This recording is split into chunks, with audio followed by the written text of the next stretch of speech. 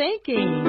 Nuclear hot seat. What have those boys been drinking? Nuclear hot seat. The corium is sinking. Our time to act is shrinking, but our activists are linking. Nuclear hot seat. It's the bomb.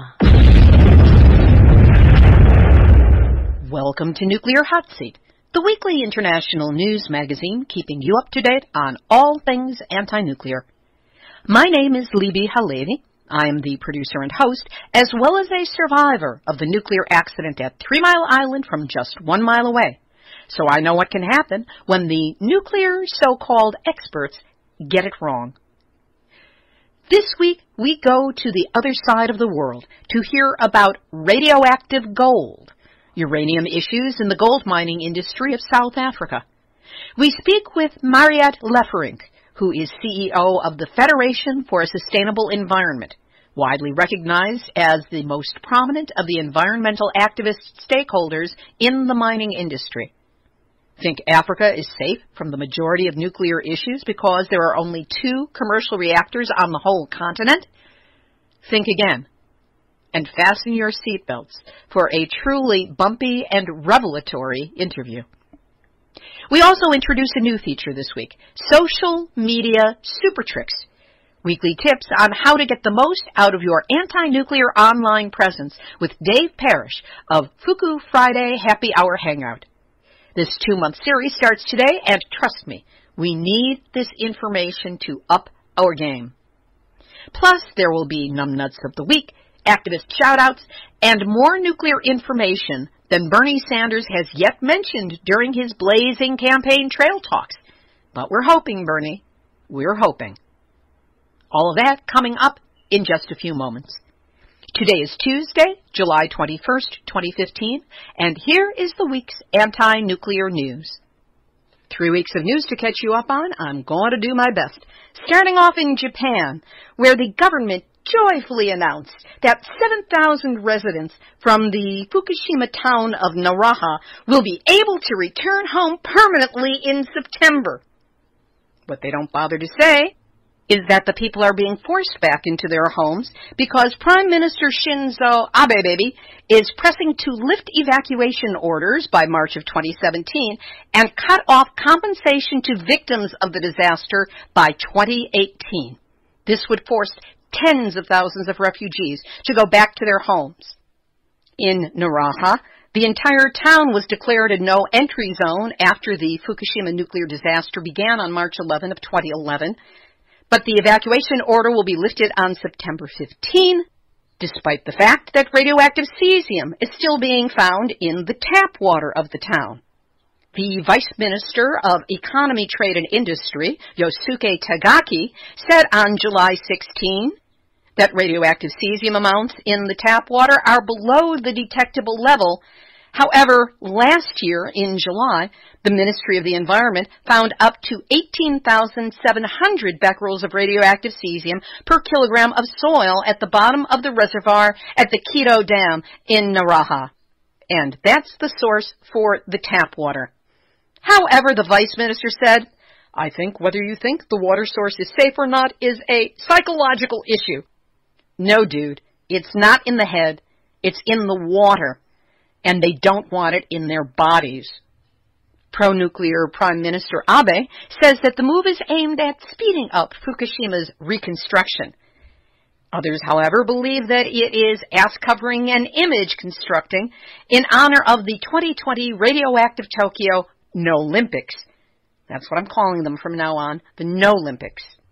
Meanwhile, as more than 20,000 people have been scrubbing radiation from the villages around Fukushima, dressed only in gloves, masks, and boots to protect their bodies, more than 2.5 million black plastic bags filled with contaminated soil, plants, and leaves wait at the sites or in one of nearly 800 quote-unquote temporary outdoor storage facilities that have been set up across the disaster zone.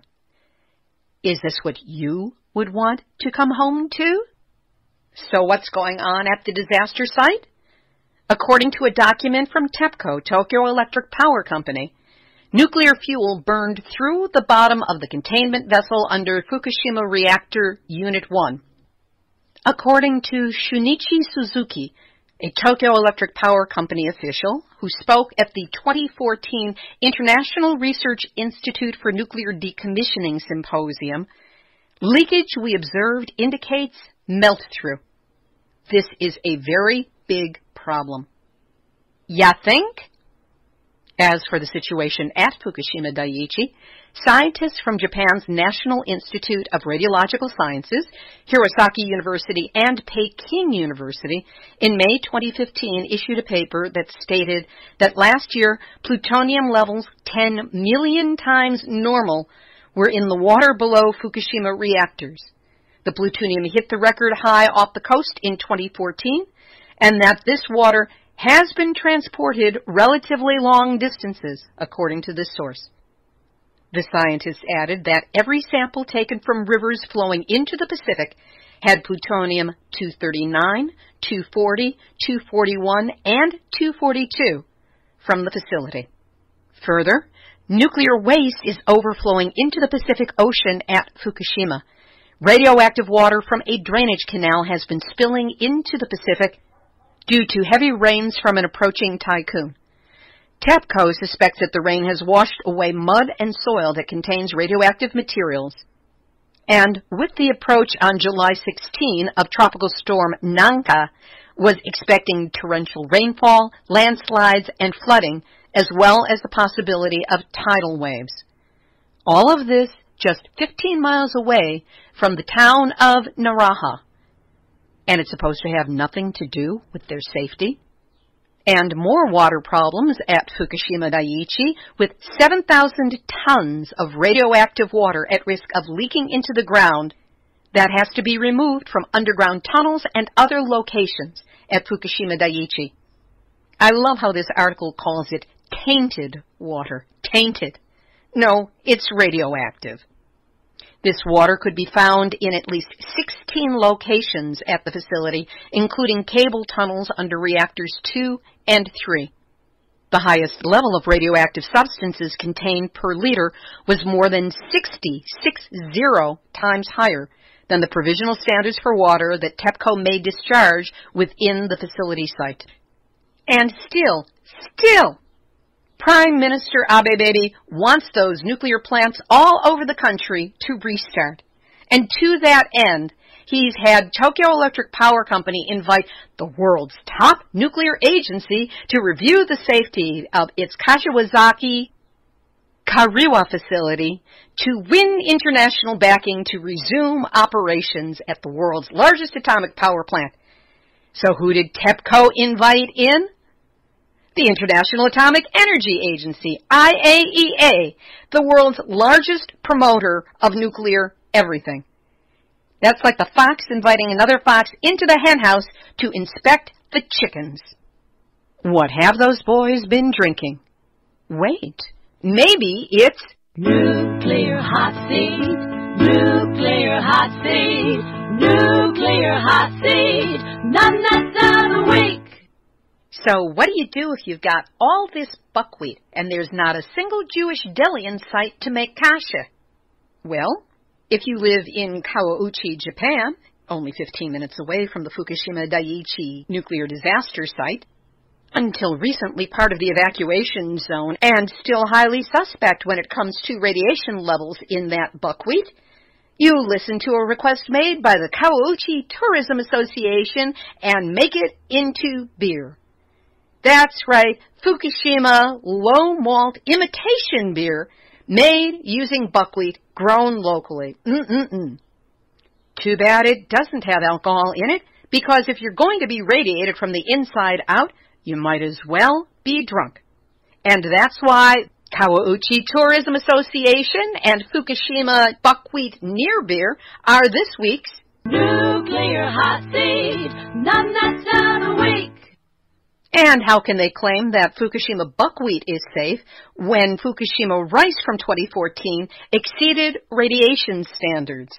According to the prefecture, radioactive cesium at 170 to 220 becquerels per kilogram at its worst more than double the 100 becquerels per kilogram that is Japan's legal standard, was harvested 45 kilometers off of the Daiichi site. The rice is said to be not distributed in the market, but maybe it's showing up in school lunches, mixed with other rice to bring the level of the whole kilogram down to a legal limit, or they'll just take it to USA, USA, 12 times the radiation, USA. Perfectly legal to sell here and not have to label.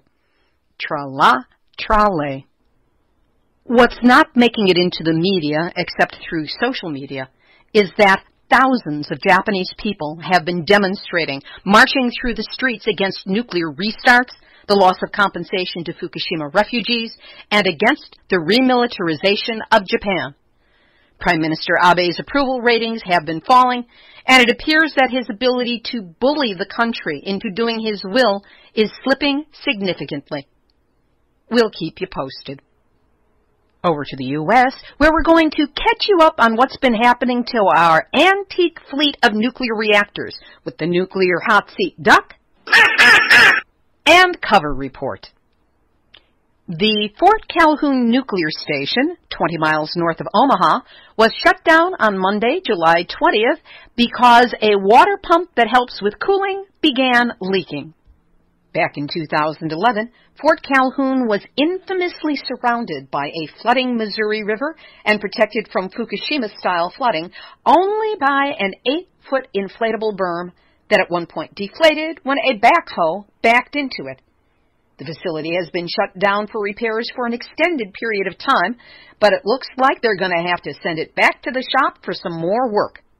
Other accidents at nukes in the last 2 weeks include, but are not limited to, Fitzpatrick in Oswego, New York, when maintenance workers on the roof opened what the NRC called, in their official report, multiple openings in the roof of the reactor building, and went on to say that these holes could have prevented fulfillment of a safety function.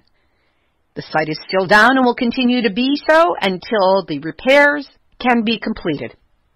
Both units at Surrey in Virginia and DC Cook 1 in Michigan are still at 0 power. Columbia Generating Station, next to the Hanford site in Richland, Washington, is stuck at 64%. Riverbend in Louisiana is down 18% on its power. Browns Ferry in Alabama is down 18%. And even Clinton in Illinois is down from full power. I wonder if that's a metaphor for the election. In Pennsylvania, an investigation by reporters from NBC 10 showed that there are 8 different nuclear power plants in and around the Delaware Valley in Pennsylvania. But if something goes wrong, evacuation plans are, in their words, limited. Actually, while there may be plans on paper for every nuclear plant around the country, in all honesty, they are all untenable. But kudos to an NBC station, mainstream media, for being willing to do this investigation and find out where are the other stations around the country with a comparable investigation. And with all this evidence of aging, creaky, reeky, falling apart nuclear reactors all over the country, officials at Dominion Resources, Exelon, and Duke Energy, all of the major nuke operators, are all considering submitting license applications to the Nuclear Regulatory Commission that would extend the life of some facilities to 80 years. Now, these things are only designed to run for 40 and then be shut down because of embrittlement and other safety issues.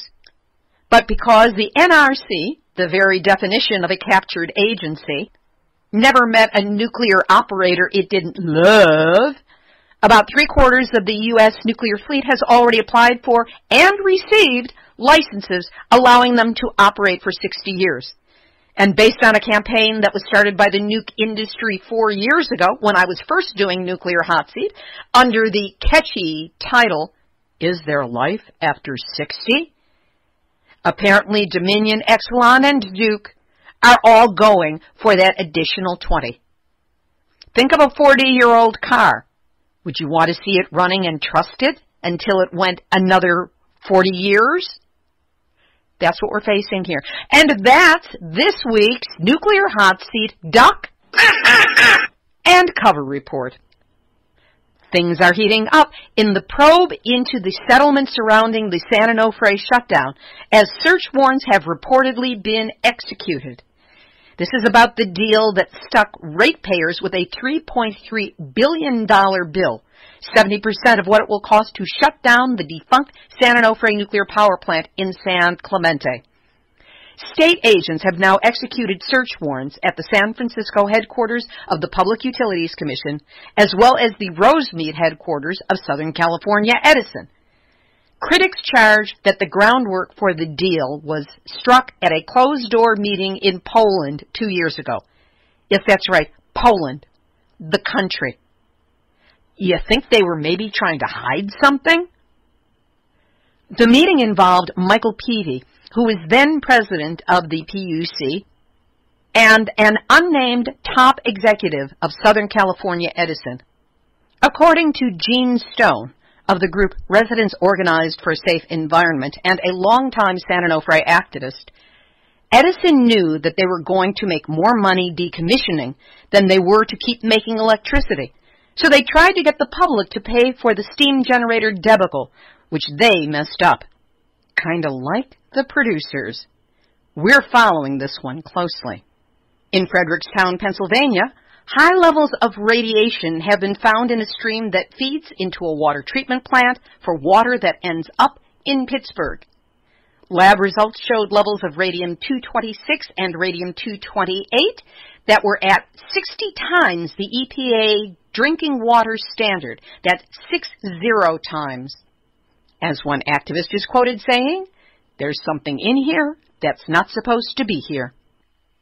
At the Waste Isolation Pilot Plant in Carlsbad, New Mexico, the underground repository for plutonium-contaminated nuclear weapons waste that has been shut down since an explosion released americium and plutonium into the environment on February 14 of 2014, officials are now touting a new fire-free zone as a reason to celebrate and increase the number of workers allowed underground from 75 to 98. Here's the problem. Yes, there was a fire at WIP, which is what the site is referred to. That took place on February 5th, but the release of radiation into the underground facility and beyond that into the environment took place as a separate incident on February 14th. And there was no fire involved there, though the heat underground did increase to 1600 degrees Fahrenheit. A new fire room does nothing to mitigate from exposure to radiation, and indeed there were 22 workers who at the time were exposed to radiation and later tested positive to internal contamination with radionuclides, none of whom have gotten a second opinion about what exactly was done to them. So this is just misdirection on the part of our government saying, see over here, fire room. Pay no attention to what happened to the deadly radionuclides and the mystery of what caused the release. Taking an international perspective, according to documents given to Norwegian officials by Russian authorities and published in Norwegian media, enormous quantities of decommissioned Russian nuclear reactors and radioactive waste were dumped into the Kara Sea in the Arctic Ocean, north of Siberia, over a course of decades. The catalog of waste dumped at sea by the Soviets, according to the documents seen by the Bologna Foundation, includes some 17,000 containers of radioactive waste, 19 ships containing radioactive waste, 14 nuclear reactors, including 5 that still contain spent nuclear fuel, 735 other pieces of radioactively contaminated heavy machinery, and the K-27 nuclear submarine with its count them, two reactors loaded with nuclear fuel. In a continuation of the food fight between Taiwan and Japan, 24 Taiwanese firms have been found to have imported food products from 5 Japanese prefectures in violation of a ban that's been in effect since the 2011 Fukushima nuclear disaster began. Authorities beefed up, or tofu'd up, inspections after investigators found some Japanese food imports carrying Chinese labels different from the actual place of origin. This is a practice that is actually allowed in Japan, but is sensibly illegal in Taiwan. Japan has been so incensed at Taiwan's insistence on protecting its citizens from potentially irradiated food that they've taken the fight all the way up to the World Trade Organization, where it will get a hearing.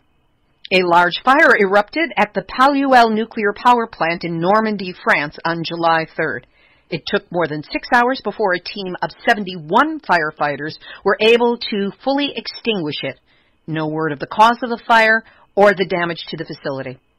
Also in France, Areva, that country's nuclear giant, has been aware since 2006 that the steel vessel that confines radioactivity of its flagship new generation reactor is faulty. Until now, it was thought that Areva had only recently become aware of, quote, very serious anomalies in its 9 billion euro, meaning $10 billion US, European pressurized reactor, the same model that has been sold to Britain. In April, it was revealed that excessive amounts of carbon in the steel in the top and bottom of the reactor's vessel could cause cracks, which could prove disastrous, since the vessel, which houses nuclear fuel, cannot be replaced during the lifespan of the reactor. Speaking of cracks in reactors, the Mühlerberg nuclear reactor near Bern, Switzerland, experienced a scram on July 6th because of a problem with the water feed system. Mühlerberg has been known to have a cracked nuclear reactor shroud since 1990, and without a flow of proper coolant at all times, the cracking could eventually lead to a nuclear meltdown. And both cesium-137 and 134 have been detected in seaweed on the west coast of British Columbia. What a world. We'll have today's featured interview in just a moment, but first, here's the wind-up and the pitch. Nuclear Hot Seat needs your donations to keep expanding and improving.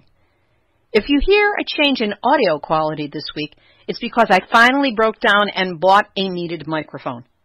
There are website host charges, WordPress help I have to hire to assist me, the service I use to post to podcasts and the internet, monthly marketing charges, and lots of little dings and dents that do add up. So if you like Nuclear Hot Seat, if it helps you understand the nuclear issue, maybe even helps you laugh at the ongoing numbnutsery of the nuclear industry that wants you, yes you, to be confused, disempowered, and, well, maybe not dead, but we're headed that way. So consider giving even a small donation to help us out so we can get the word out. Go to nuclearhotseat.com, scroll down, and click on the big red donate button. Whatever you can do, know that your assistance goes a long way to help to keep me in good heart, and is gratefully appreciated. One of the most fascinating, eye-opening presentations I attended at the World Uranium Symposium in Quebec City earlier this year concerned uranium mining in South Africa, and was delivered by today's guest. Mariette Liefferink is the CEO of the Federation for a Sustainable Environment, widely recognized as the most prominent of the environmental activist stakeholders in the mining industry. Mariette has twice been named South Africa's Environmentalist of the Year and has received awards, multiple seats on the boards of environmental groups, and has published in dozens of international and national academic papers. She provides a stunning overview of the radiation issues faced in South Africa, many of which will be familiar to any of us who work against nuclear around the globe, and one of which, concerning gold, was a real revelation. Mariette Liefferink, welcome to Nuclear Hot Seat. Thank you. What is your background, and what brought you to working on uranium mining issues? I have a legal background, and I had been involved in a campaign against, at the time, the largest oil company in the world, Royal Dutch Shell Group. They wanted to build 2 highway petrol stations opposite my home, and I think my interest was narrow self-interest, and as a result, it was a 9-year campaign. I opposed their application. At first I was assisted by communities, but what happens often is objectors fatigue developed, and in the end I was the only one. The Royal Dutch Shell Group, at that stage it was Sir Mark Moody Stewart, who at that time was the chairperson of Royal Dutch Shell Group, or the CEO.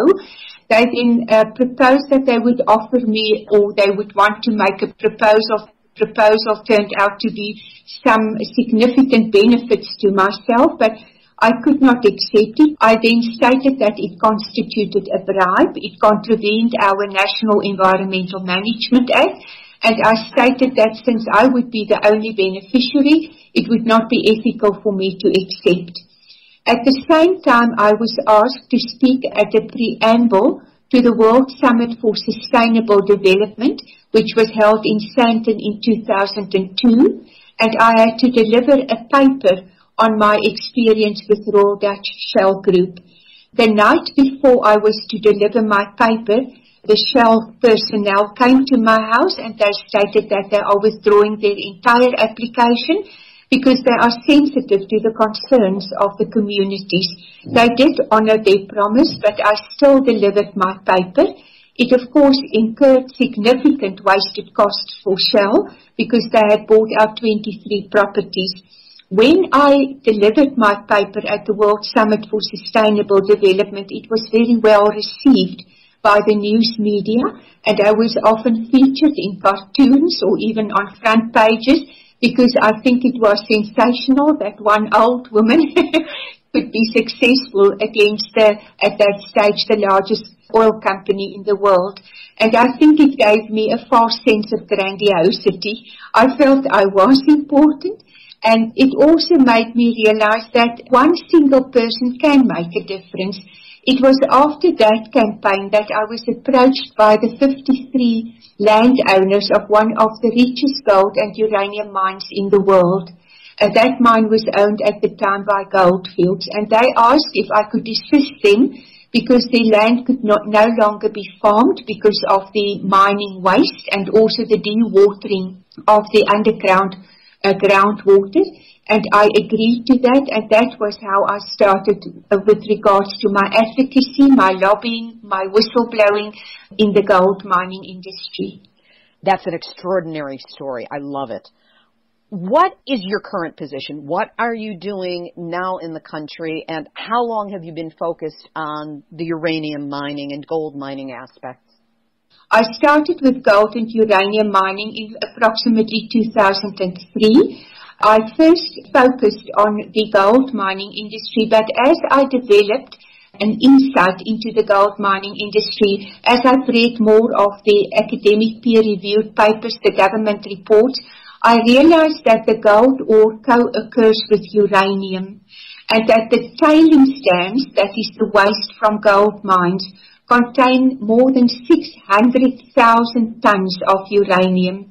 What is of a specific interest is the fact that the gold tailings often contain higher uranium grades than genuine uranium tailings. I also, because of the information contained in hundreds of peer-reviewed academic reports and government reports, realized that there are significant issues with regards to the uranium. Because of significant dust fallout, communities are often inhaling and ingesting uraniferous dust, that is dust containing uranium, and that has been classified by the National Nuclear Regulator. It is the organ of state in South Africa that is mandated to protect the public property and the environment against nuclear damage. Incidentally, mine tailings dams, that is the gold tailings dams, are classified as nuclear installations because of the uraniferous waste that it contains. That is an astonishing statement, that because of the amount of uranium that is released in the gold mining process and put into the immediate environment, that it is classified as, what was the phrase you used? Nuclear installation, similar to, for example, a nuclear plant or an enrichment facility. Is this just in this one area in Africa, or is there always a connection, do you know, between gold mining and uranium being found in the same area? It would not be similar in other areas. There might be areas that are also similar, but our gold all co-occurs with uranium. So in the process of extracting the gold, you also have gold as a byproduct. South Africa used to export its uranium. We produced more than 73,000 tons of uranium between 1953 and 1995. We also supplied the Manhattan Project with uranium. But since then, because of the falling price in uranium, because of the Fukushima and Chernobyl incidences, there is no longer such an appetite for uranium in South Africa, and therefore the uranium is deposited with the gold waste on these tailings dams. There are more than 270 of these tailings dams, and there are more than 1.6 million persons, living adjacent or on top of these uraniferous tailings dams. As regards the people who are living in this environment, what has been the impact on their lives? They are affected in two ways, both groundwater and surface water pollution, and also air pollution. That is the dust fallout. I may mention just within one region in the West Rand and Far West Rand goldfields, 50 tons of uranium into the groundwater annually. And that is because the tailings dams had been historically placed on unlined soil or often on dolomite, which is a porous rock, which allows for the percolation of metals, including uranium, in groundwater. Besides that, these tailings dams are significant sources of dust fallout. According to the West Rand District Municipality's Environmental Management Framework, 42.24 tons of dust enter the residential areas per day. The dust, because of the uraniferous nature of the dust, is the principal pathway of radioactive contamination. I also wish to mention that for us the main concern of uranium is not only the radioactivity, but the chemical toxicity of uranium, which results in nephrotoxicity, that is chronic kidney disease and kidney failure, impairment of cognitive functions. It can also result in endocrine disrupting compounds and transgenerational impacts. So communities are exposed to all of these risks and hazards. This is stunning information, because the impression, certainly among the activists who I know, is that, well, Africa only has 2 nuclear reactors in South Africa, so really the majority of the country and the continent are not really impacted by nuclear, which of course was completely contradicted when I went to the World Uranium Symposium and I learned about the mining issues around that continent. What, if any, remediation has been attempted in these areas around the mines? It doesn't sound like it's been very successful, but has there been any success or any lessening of the impact at all? No, notwithstanding the fact that there are hundreds of peer-reviewed academic reports and government reports, these findings and recommendations are not implemented, and there is a systemic failure on the part of the responsible regulators to enforce contraventions of our environmental legislation. The result is that in certain areas such as the Wonderfontein Spruit, which flows into the Vaal River, a national water resource, and which also supplies water to 450,000 people in Potchefstroom. In that river system alone, it was found that the sediment in the river contained significant elevated levels of cadmium, cobalt, copper, zinc, arsenic, and uranium, with the main contaminants being uranium and cadmium. And these sediments are not permanently absorbed in the sediment. Plausible environmental conditions such as acid rain, acid mine drainage, which is currently happening in South Africa, as well as turbulence caused by cattle. The drying out of the sediment and a sudden influx of water can cause the mobilization and solubilization of the metals, including uranium, into the drinking water.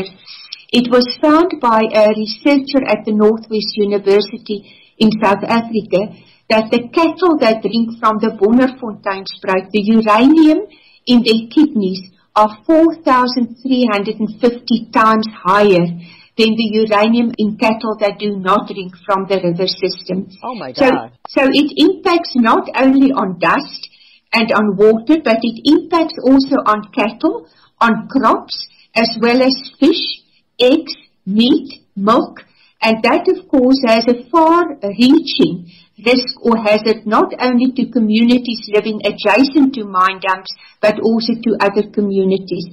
It has been recommended that these 36 hotspots in the specific river, the Wonderfonteinspruit, should be remediated with urgency. Well, that was done in 2009. To date, the situation is exacerbated. We now have acid mine water flowing into river systems. Acid mine water also contains radionuclides.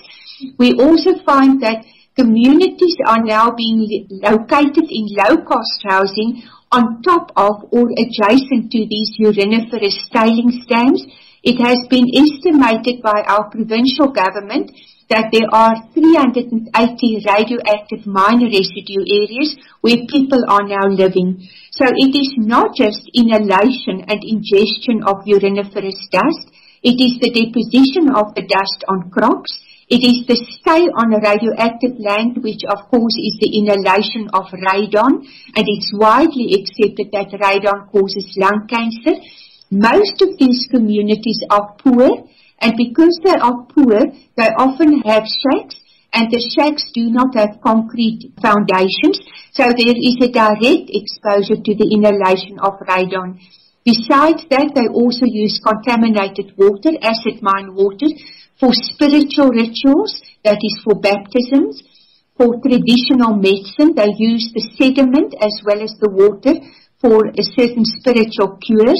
They also eat the contaminated sediment. It is a very common practice in South Africa amongst the black communities.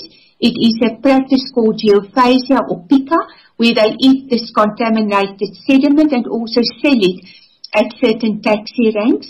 Then they are also, of course, exposed, besides the spiritual rituals, it's also the drinking of acidic water, the irrigation of crops with the water, and also the watering of cattle. It's also used for recreational purposes. Often we see young children swim in dams that have been classified as radioactive hotspots. This is nuclear genocide happening on the ground. It doesn't take a bomb going off. It just takes the ongoing, relentless, and inescapable exposure to, it sounds like, ever-increasing levels of radioactivity.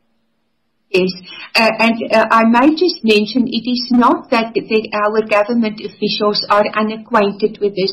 Often these reports that contain these findings are governmental reports.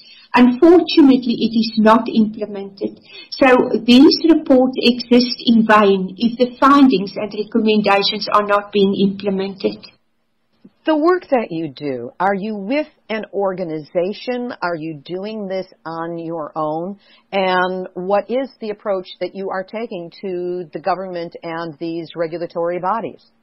I have formed an organization called the Federation for a Sustainable Environment with other conservancies, with other civil society groups, also with other NGOs, both national and also international. We have them as our partners, and we have concentrated specifically on the realization of Section 24 of the Constitution of the Republic of South Africa, which is the right to an environment that is not harmful to health and well-being. And our mission and vision are specifically focused on addressing the concerns and the impacts on vulnerable communities, disempowered communities, disadvantaged communities, and marginalized communities that live in or close to mining companies and also work in mining companies. So this organization has been recognized by the news media as one of the most prominent NGOs in the mining sector in South Africa. And one of my co-directors and myself, and I hope I may say this without impeachment or forfeiture of modesty, have been recognized as one of two of the 100 most influential people in mining in Africa. We have also the FSE, that is the Federation for a Sustainable Environment, had been the most principal and vocal activist regarding the acid mine drainage in South Africa. Acid mine drainage has been recognized as being the most costly socio-economic and environmental impact, and all the mining basins in South Africa are now either flooded or flooding with acid mine drainage. And the first basin where the acid mine water started to decant into the river systems and receptor dams and into wetlands have had devastating consequences.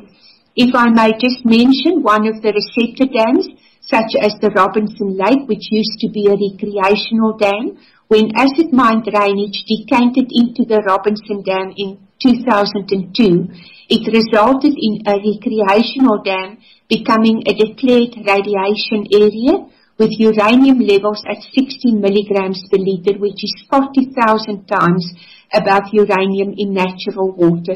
So this is the consequence of the acid mine water. I think I may also just here interpose every statement that I make. Your listeners may call me to account because I borrowed all these statements with hyper-scrupulous attention to context and content from peer-reviewed academic reports and government reports.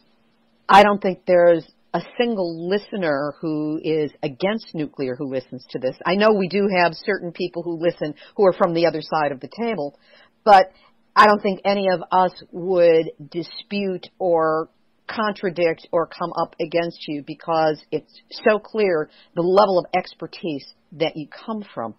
Let's shift now to some of the work that has been done, that you have been involved in getting the word out internationally about what is happening with uranium mining through the World Uranium Symposium and other events. This is where I first met you earlier in the year in Quebec, and there was an attempt that was made to organize a conference on the impact of uranium mining in Niger, or Niger as it is also pronounced. To give listeners an idea of some of what you can be up against in dealing with these issues in Africa, tell us what happened when the attempt was made to get that conference started. Yes, I was not intimately involved in the organization, but I do know that because of political upheavals, the Boko Haram threat within Niger, it was decided to hold the conference in South Africa. Now, in South Africa, you may be aware that South Africa is embarking on a nuclear path. They have already entered into preliminary contracts to build a second nuclear plant. It is as if the emphasis, there is almost a psychological dependency, not only on coal mining in South Africa, dirty energy, but also on uranium mining. And there is the missupposition that uranium mining is a clean energy, but what is often not taken into consideration is the whole chain of nuclear energy. And definitely with uranium mining, it is not a clean energy, and it also causes significant waste, but also significant usage of water. So if we take into consideration the whole cycle, then uranium has significant impacts and hazards and risks. With regards to the conference in November, that is from the 16th to the 19th of November in Johannesburg, we will be inviting speakers from Europe, from America, from the rest of the world, as well as from Africa. One full day will be devoted to the issues of uranium mining in Niger to give the participants or delegates from Niger the opportunity to debate this issue. And there will also be academic presentations from quite a number of South African academics, persons that have had years of experience in uranium, persons of impeccable credentials that will be presenting. We have, however, also invited one or two that will be pro-nuke in order to allow for robust debate to take place and basically to ripen our judgment that nuclear is definitely not the way to go. Is there anything that we have not yet covered that you think is important for the listeners of Nuclear Hot Seat to know? Yes, I wish to refer to a small community. It's an informal settlement. It's a shanty town. I think that is the word that may be used. There are 1,800 people living in this informal settlement. They have 3 working toilets and 3 working taps. They are very vulnerable. They have very high HIV and AIDS percentages and chronic and acute malnutrition. This community has been placed by a district municipality since 1997 on highly radioactive land. The regulatory limit in South Africa for radioactivity is 250 microsieverts per year. This community live on land that is since 1997 that contain 13.14 millisieverts per year. There's a significant difference between micro and millisieverts. The result is that some scientists have even stated that they live in the same radioactivity level as the exclusion zone of Chernobyl. We have been campaigning for that. We've had court cases in order to have the community relocated and to have the mining waste removed and the area rehabilitated. We have not been successful. And I invite the listeners to look on Google, on the internet, and Google the word Tudor Shaft Informal Settlement. It's possibly the most photographed and documented and researched community in the world, and notwithstanding all of this effort, the community continues to live on this land. We've exhausted all our internal and external remedies, and perhaps some of the listeners would like to write to our South African Human Rights Commission and our Office of the Public Protector in order to call for the relocation of this community and the rehabilitation of the land. I just thought I'll mention that it's an example of how there had been a failure on the part of our regulators to protect especially the vulnerable and the disadvantaged from the risks of radioactivity. Thank you for sharing that, and we will provide a link to the listeners of Nuclear Hot Seat. We literally span the world, with now 59 countries having been logged as having people downloading the show every week. So we have the possibility here to make a real international impact on this issue, because that's a horrifying situation. It's almost like they're studying to find out what the impact is as opposed to trying to do anything to help the people. Yes, and may I also then just add that in South Africa there had been no epidemiological studies done. There had been no toxicological studies done in order to determine the retrogenetic, the estrogenetic, and the mutagenetic impacts of the radioactivity on the local communities. The studies that have been done are embargoed in universities. The problem, therefore, is that it is almost impossible to establish a causal link with regards to the mining waste and the high incidences of anecdotal evidences of cancer and other ailments.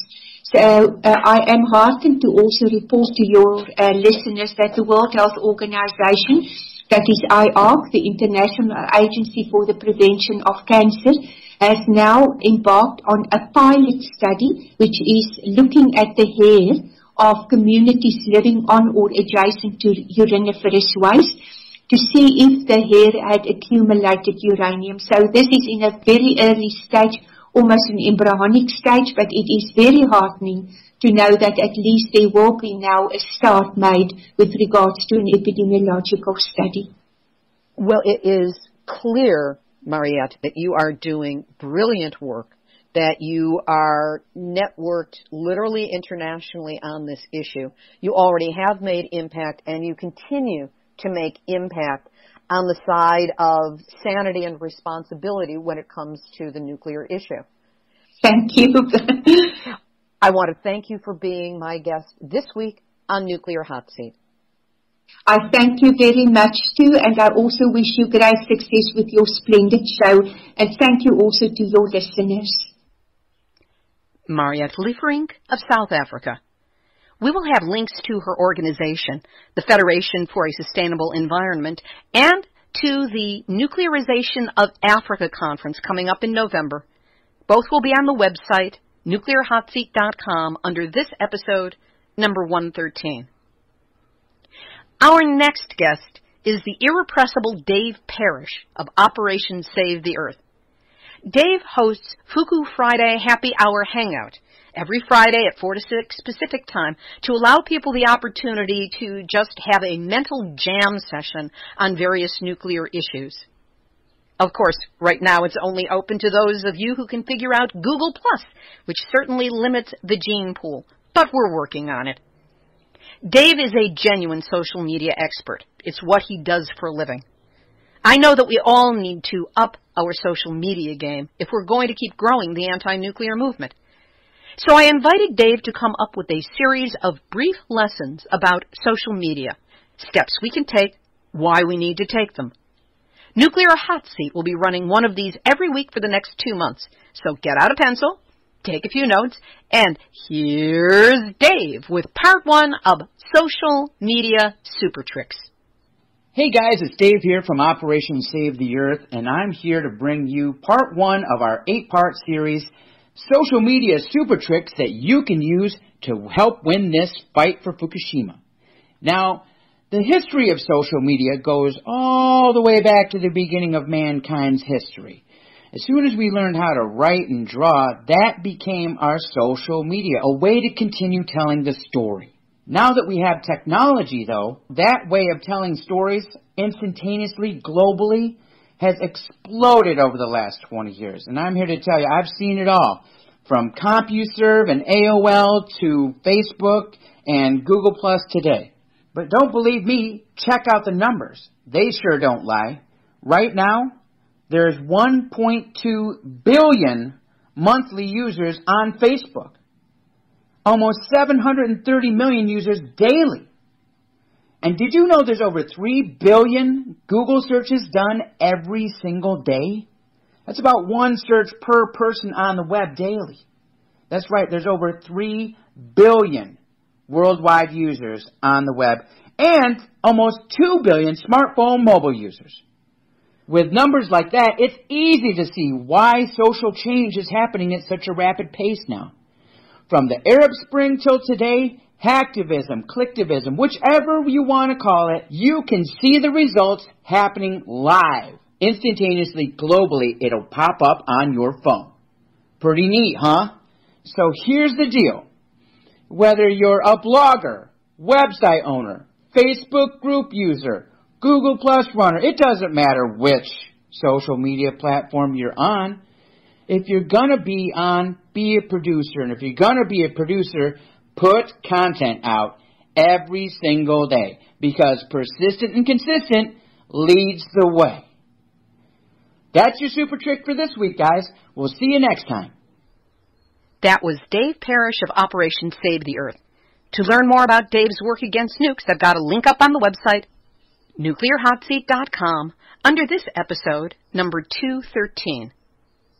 Activist shout-outs. Speaking of social media, I lean on many of you who are diligent, if not relentless, about posting information about nukes on Facebook and elsewhere online.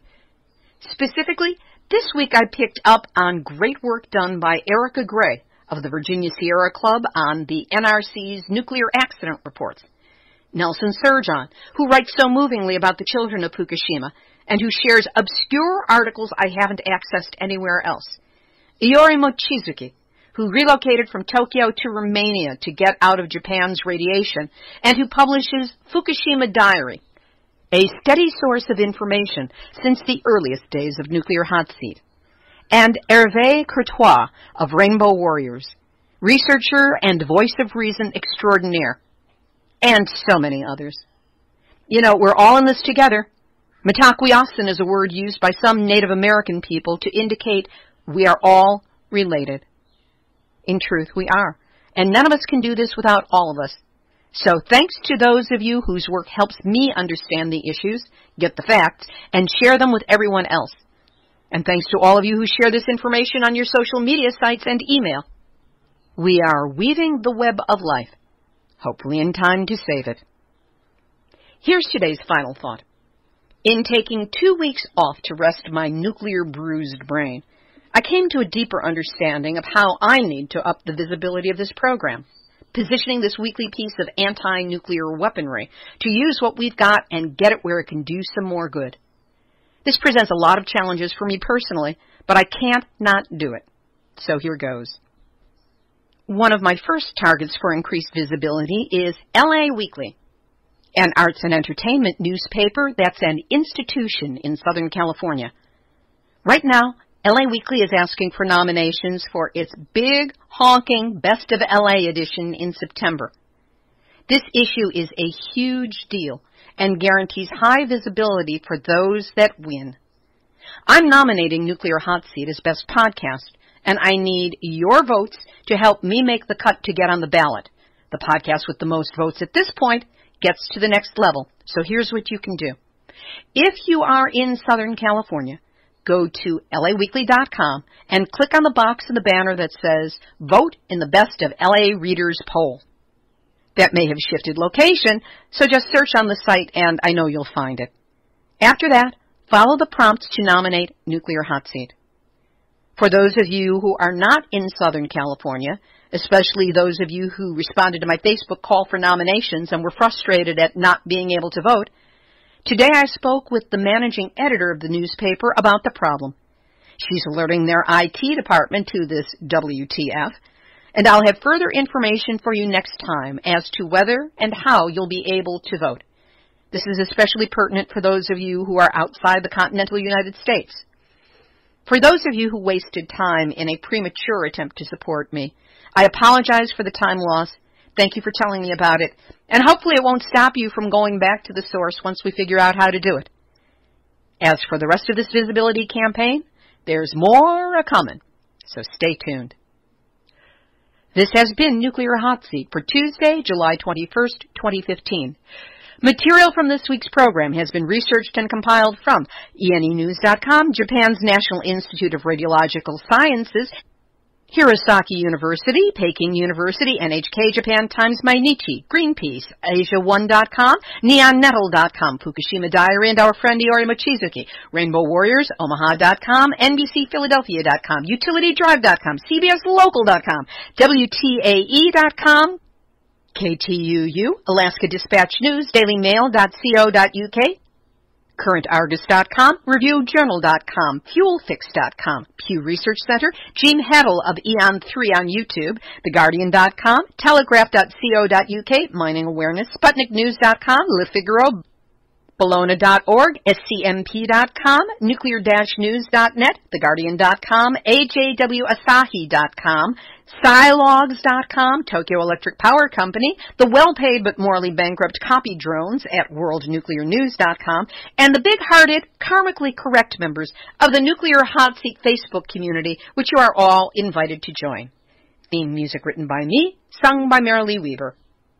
Nuclear Hotseat is syndicated by UCY.TV, where in May of 2015 the show was downloaded from 58 countries on 6 continents. It's also available on iTunes under podcasts, and our archive is available on the website nuclearhotseat.com or iTunes. Our YouTube channel carries the show under Nuclear Hotseat Videos, thanks to Joni Ray. Nuclear Hotseat is the activist voice on nuclear issues, so if you have a story lead, a hot tip, or a suggestion of someone to interview, send an email to info@nuclearhotseat.com. We are copyright 2015, Libbe HaLevy and Heartistry Communications. All rights reserved, but fair use allowed as long as proper attribution is provided. This is Libbe HaLevy of Heartistry Communications, a comic journalist embedded in the nuclear issue, reminding you that in 2016 we hit the 5th anniversary of Fukushima and the 30th anniversary of Chernobyl, so let's start making our activist plans now. Consider this your nuclear wake-up call. Now don't go back to sleep, because we are all in the nuclear hot seat. Nuclear hot seat. What are those people thinking? Nuclear hot seat. What have those boys been drinking? Nuclear hot seat. The corium is sinking. Our time to act is shrinking, but our activists are linking. Nuclear hot seat.